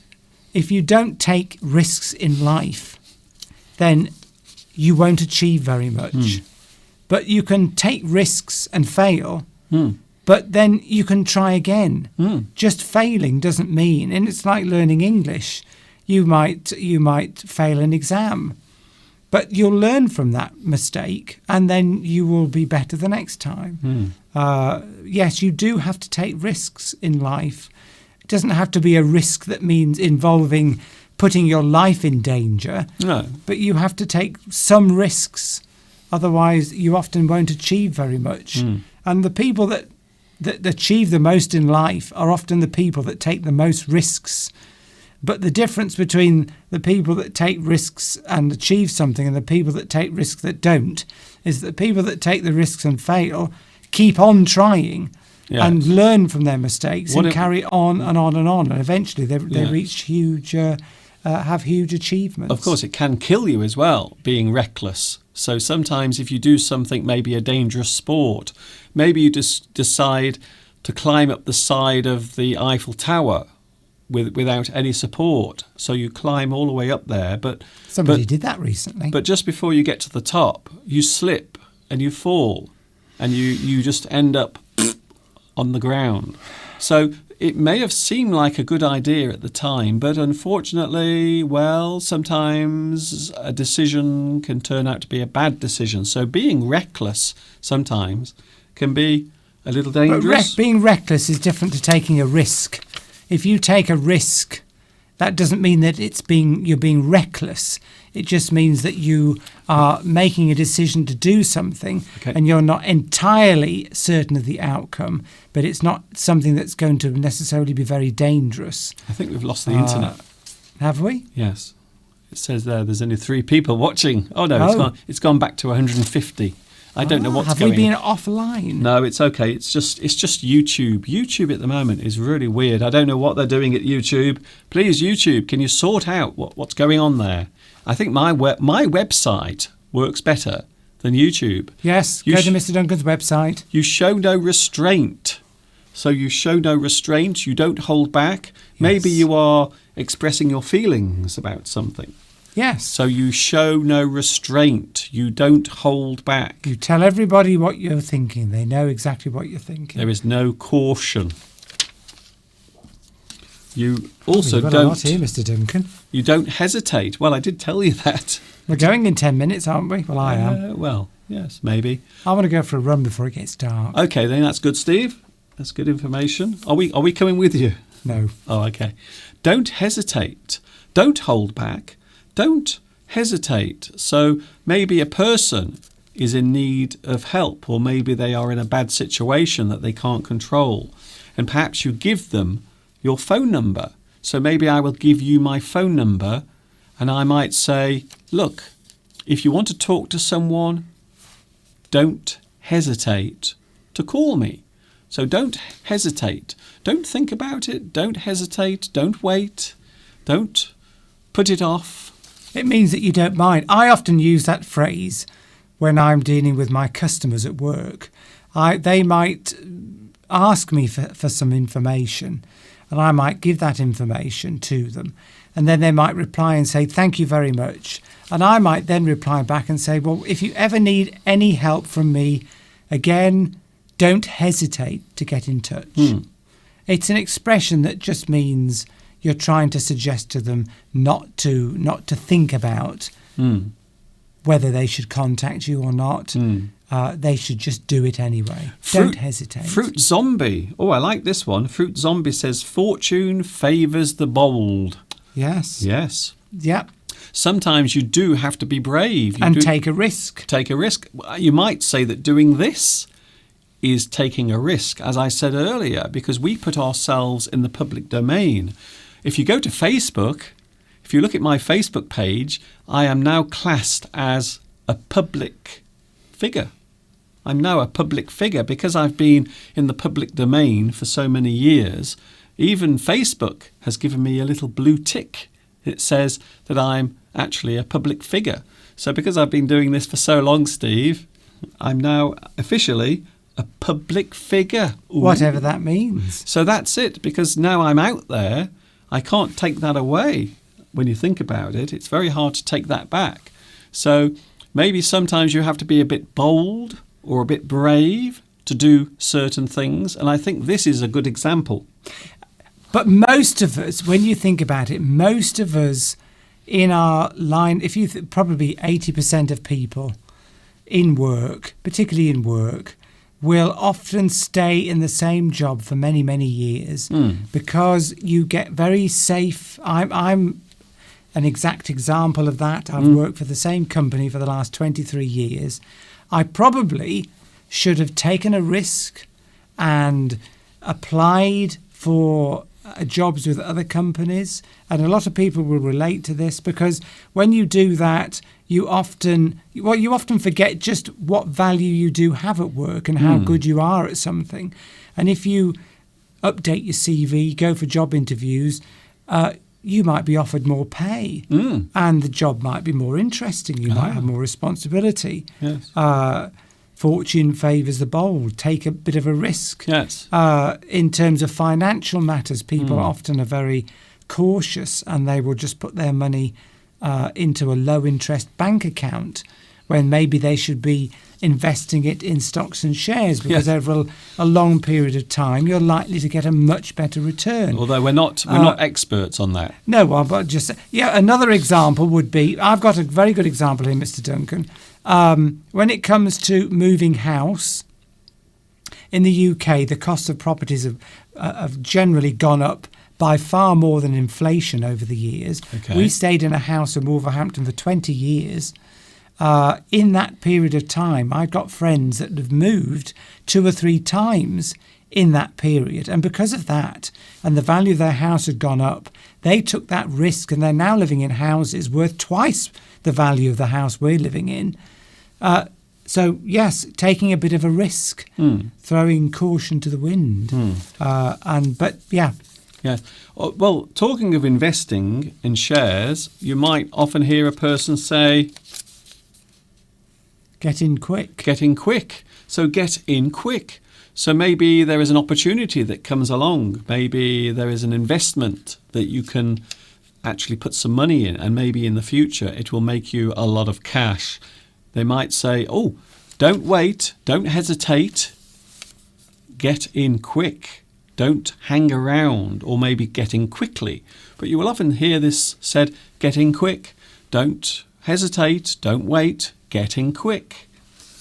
Or else you might lose out. You miss 100% of the shots you don't take. Yes, exactly. That's it. As long as the risk is you've got a fallback plan, and you're not going to lose everything, then it's you only live once. Yes, nothing ventured, nothing gained. Yes, nothing ventured, nothing gained. Take a risk. Sometimes you have to.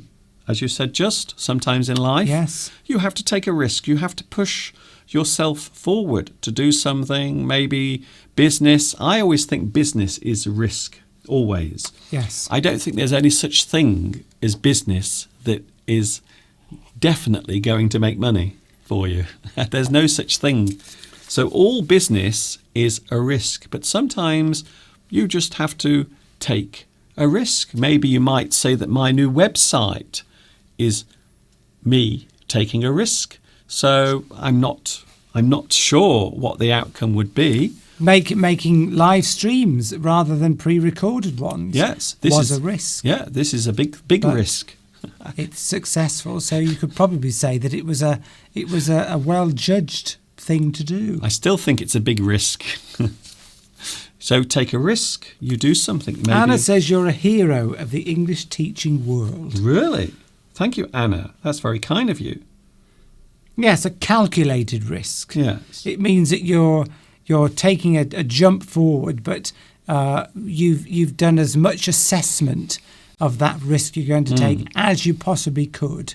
So investing in stocks and shares, for example, a calculated risk would be to have a balanced portfolio so that you're investing in lots of different areas. So you might put lots of money into it, but you're not putting it into just one company, for example, which would be a very big risk. You're taking a calculated risk. Yes. You've thought about it, and you've weighed up all the possible things that could go wrong, but you still think there's a very high chance of what you're doing will be successful. So therefore, you can say, I'm going to do that. The other thing with risking money with investments is quite often you'll hedge your bets.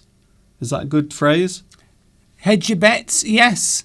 Hedge your bets. Yes, that is an expression. I'm trying to think of an example. Yes, if you hedge your bets, it means that you put risk into other lots of different areas. You're spreading your risk out. It's a bit like going to a roulette table and you put your little chips on many parts of the table. So you might lose some money, but then you might gain a lot of money from one of the things that you put the chips on. So investing is a little bit like that. So a lot of people will hedge their bets. It means they will spread them around. Like, yes, if they're betting on the horses, for example. Are you surprised that I know that? Yes, if you're a gambling person, and for example, if you gamble on horses or the ponies, as they say in America, I think, then you might not say you've got £100 that you want to gamble. Instead of putting it all on one horse, you might put it on a few. Yes. Hedge your bets. Anyway, we must move on. Go blindly. I like this one. Bye, Belarusia. Oh, Belarusia's going. Bye, Belarusia. Have a good rest of your day. Go blindly. To go blindly is to do something without maybe any experience, any knowledge of something. Yes. So you go blindly. You pursue something. You start your journey, but you don't really know where you will end up. You don't know what will happen, or maybe also you have no experience or knowledge. So you might go blindly into something. Or go in blind. Yes. Is another way of using that expression. Maybe you get married and you've never been married before, despite all of the warnings from everyone else telling you not to do it. You still decide to go blindly into the marriage because you've never been married before. You've never had experience of that thing. So you don't know. You don't know what will happen. You can't see what's going to happen, but you do it anyway. And you might say that was reckless. Here's another one. We are coming up to 2 hours. We are. Been here for 2 hours. Can you believe it? Oh, here's a good one. I like this one. What does this mean to you out there? Your leap of faith. I like this one. Now, Yes. this conjures, this brings around many thoughts and feelings, I always think, if you have a leap of faith. It means you do something based on a belief. You're going away, Steve. Right. Come back. It's because I'm getting tired, Mr. Duncan. I like the way Steve slowly disappears. So your leap of faith is on something that you believe in personally. So maybe a thing that you believe will be the right thing to do based on your own belief. So something that comes from within, maybe the thing you believe in, a leap of faith. Sometimes we all do things based on leaps Yes, of faith. It's often when you've got gaps in knowledge about something that you might take a leap of faith. So, for example, if you were interviewing somebody for a new job, if you were interviewing a new person for a particular role, you might have certain bits of information about them, but you might not have all the information. But from what you've seen of that person and the questions you've asked, you might be prepared to give them a job, and you might use the expression to a colleague, "Oh, I think they would be all right." So yeah, we don't know exactly whether they will be able to do this job or not, but I think from what they've said they will. So let's take a leap of faith. I believe in this particular person. I think they will be good. I don't know for certain because I haven't got all the information, but I will take a leap of faith and offer them the job. I like this expression, I'll be honest with you. I do like this because we often do things in life without really knowing what the consequence will be. So I'm going to get Steve sort of a pole or tie him to something next week so he doesn't keep disappearing off the screen. Yes, so yes. I like this, leap of faith. Now it might seem like a strange thing for me to like, because I don't have faith as in religion. I'm not a religious person. However, sometimes you have to have faith in yourself and your abilities. So you can have inner faith, I suppose. In that sense, you are doing something based on your self-belief as well, which is a thing that I'm a very big fan of. Something I've learned a lot about over the past... Somebody might come to you with an investment opportunity, and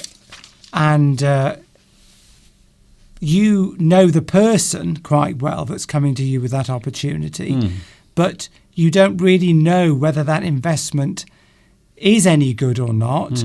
But because you trust the person, you have faith in them, you might say, okay, I'll put some money into this. I'll take a leap of faith because you believe in that person. You don't necessarily believe in the investment itself. It's just like the example I used about interviewing somebody at work. Quite often we have to make leaps of faith because we don't have all the information at our disposal. And we might have to make a quick decision or a decision, quickly. Yes. Omer says, this is very interesting. Omer says, leap of faith is pursuing faith without applying rationality and intellect. Yes, it comes from a feeling. But it doesn't necessarily mean that, though. But I think that's the definition of it. Yes, but if you were to it doesn't necessarily mean that you haven't applied any intellect or rationality into it. That example I used about somebody at work, it just means the gap in the knowledge that you have for you to make a decision. Yes. But so quite often a leap of faith might come from some information we have, but quite often it's I think the best way of looking at it, Steve, is you close your eyes and you step forward to do it. Yes. There's a moment where you suddenly think, I will either do this or I won't do it. So sometimes you just need that faith in yourself, that belief to move forward and actually do something. So I think that's a good one. We've got one more, Steve. One more. Jump in with both feet. I like this one. You jump in with both feet. You do something without hesitation. You don't think too much about it. You do it without putting too much thought or without hesitating, I suppose. You jump in with both feet. The opposite to that would be that you're just putting just put one toe in the water. Yes, I like that one. Yes. If somebody is being very cautious about doing something, you might say that I'll just dip my toe in the water and see what it's. You don't mean literally. That just means if you were just to dip your toe in some water to see if it was cold, dipping one toe in would give you an idea of what it was like. It's a figure of speech. It's a figure of speech. If you just jumped into a lake with both feet, you might be freezing cold. So you might get a bit of a shock. But yes, it just means testing your way forward. But that expression means that you don't bother trying it out first to see what it could be like. You just jump straight in. Yeah. So this actually is figurative as well. So you're not literally jumping into something. We are using this as a figurative expression, or I suppose an idiom. I think people are getting slightly confused, but the use of our word faith, we're not meaning religious faith. We're not meaning faith in there's no religious connotations to the phrase leap of faith. It just means, religion is a faith. Yes. But we're using it in a way to express ordinary day-to-day things that you might do. And also, generically, faith is belief. So faith is just belief, having trust in either yourself or something else, or maybe even... Yes, we're not talking about or even, religion here. Or even a higher power. But we're not talking about that here. We're not talking about religious faith. No. We're talking about faith in something that you want to do. That's what we're talking about here. Although, having said that, some people might use their religious faith as a reason to do something. So, yes, they might do, but the expression that's it. Leap of faith has got nothing to do with religion. That's it, yes. I'm glad we've cleared that up. So... Yes, take the gamble. Yes. So they will gamble. They will take a gamble. It is a leap of faith. It is something you are stepping into. You've got a knowledge gap. Yes. Gap in your knowledge somewhere. You're stepping into the unknown without any real idea. You think you can do this thing, or you think somebody else can. You've got some information, but not all the information. So that gap is the leap between what you know and what you don't know. Yes. Based on intuition quite it. often. So, yes. I think self-belief and self-faith is one of the strongest motivators, certainly from my point of view. You might have a period of time where you lose faith. You see? You lose faith in yourself. You lose faith in other people if they let you down or disappoint you. Yes. So I think it's such a tiny word, such a tiny, tiny word, the word faith. Trust. And yet faith has it's almost a paradigm. I always think faith. Mr. Duncan, I'm going to go. Okay. Because as you know, I like to go for a little run. Okay. And to get some exercise. Can I just show you something? Because it's your birthday this month, isn't it? It is. Yes, it is. It's your birthday this month. Won't say when. And I've got a great idea for Mr. Steve's birthday. I don't know what you think about this, Steve, but here is my idea for Mr. Steve's birthday present. What do you think about this, Steve? No, it's no ordinary toilet. Oh. It's an automatic toilet that will raise you up. And then when you sit on it, it will slowly lower you down so you can take your plop in comfort. I think that is for people of a certain age who are struggling with mobility. Yes. Okay. And that is not me, because I'm about to go for a run, Mr. Duncan. So that is very rude and offensive. It isn't offensive. I'm joking. I'm joking. I wonder what Greta thinks of it. How dare you? I'm sick to death of Greta, Mr. Duncan. I think you've worn that joke right out. Okay, so you heard it here first. Mr. Steve is sick of Greta. So that's it. Actually, I've just thought this month, my birthday is on one of the Sundays in February. Oh. So what does that mean? That means that we will be on live. We will be live. So there you go. You've heard it first right here on this thing you're watching now. Yeah, this is the first Sunday in February. So we've probably got... How many Februaries are there in Sunday? How many Sundays?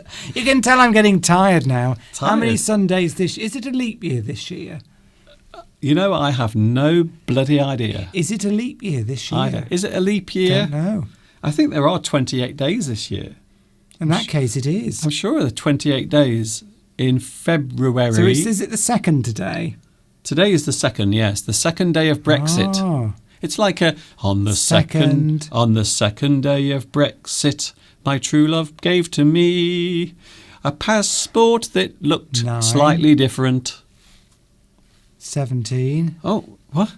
25. Welcome to doing... Yeah, there are 4 Sundays this month. Welcome to doing maths with Mr. Steve. There are 4, 5 and 8. So we will be here on your birthday. We will be. Whenever that may be. Right. Yes. I'm going to make my nose even bigger. There we go. What do you think of that? It suits you. Ta-ta, everybody. Steve is going now. And I'm going to go into the kitchen. No, I'm not. I'm going for a run. Yes. Make your mind up. Bye, everybody. Bye-bye. Maybe you are going for a run around the kitchen. No, I'm going in the hills. Okay. Bye. Talking of over the hill, it's Mr. Steve's birthday this month. So thank you very much, Steve, for your lovely company today. Thank you also for your company. And yes, there it is. Can you see it? The new website is now up and running. Maybe you are watching now via my new website. There is the address. 1 or 2 people have said we can't find your website. It is there. All you have to do is put this address into your computer. Oh, it's gone. Where's it gone? Can we have my lovely email address back, please? And my new website address. Oh, okay, that's strange. It seems to have disappeared. Let's get it back. There it is. Ah, yes. My new website address, englishaddict.uk. That is the address. So there is no mistake, no way of not knowing, and that is the actual address. I will leave it on the screen for a few more moments. There is the new website. I will also publish this on my Facebook page as well. For those who want to get in touch, you can, of course. And there will be a new email address which I will reveal on Wednesday. That's when I'm back with you, by the way. I will be back with you on Wednesday, 2 p.m. UK time. For those who are wondering, here is the lesson list. Sunday, Wednesday, Friday, 2 p.m. UK time is when you can catch me live on YouTube. So every Sunday, Wednesday, Friday, 2 p.m. UK time. That's it. It's time to go. It's time to go. Can we have a look at the hill? Oh, okay then. If it makes you happy, there it is. That is the view out of the window right now, looking out towards Brexit Britain. So that's what Brexit Britain looks like. For those who are wondering. It's very windy outside. And also, I think it's trying to rain as well. And that is it. That is all there is from me for today. I hope you've enjoyed today's live stream. It's been a long one. We've had over 2 hours today to enjoy the English language. And, of course, don't forget, I will be back Wednesday, 2 p.m. UK time. I am going to see my mother tomorrow. As you know, or as you may not know, my mother at the moment is in hospital, so I'm going over to see her tomorrow. And I'm going to be back with you on Wednesday. I will publish the address of my new website on my YouTube channel and also on Facebook as well. Thanks for your company. Thank you, Artsby. Thank you, Grace. Thank you, Eleanor. It's been a long one today, I must admit. Hasn't it been a big one?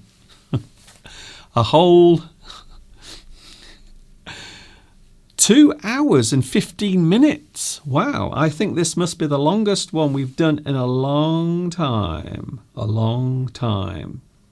Thank you very much for your company today. Thank you, Hailey Kwang, Palmyra. Thank you, Flower Espoir.